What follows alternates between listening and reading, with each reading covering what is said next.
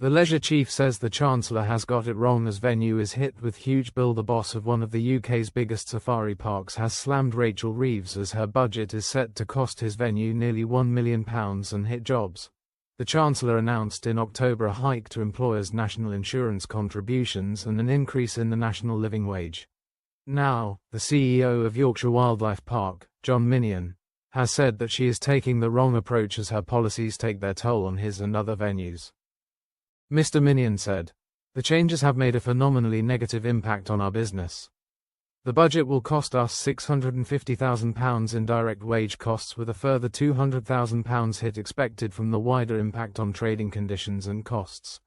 Entry prices for its nearly 1 million annual visitors, who can see around 500 animals of 100 species, have already had to be increased due to inflation.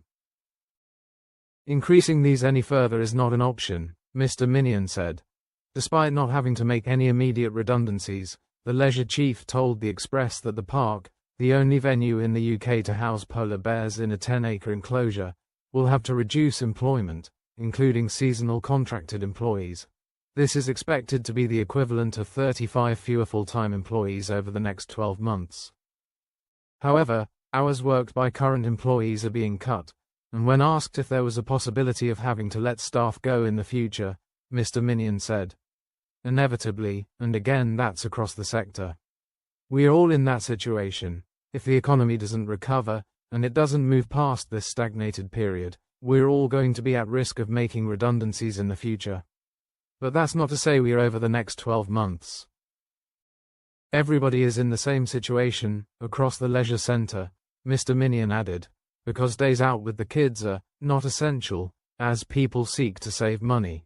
In regards to current employees, the park is having to cut developmental training, courses that are not something employees absolutely have to do, for different roles, from catering and HR to animal keepers."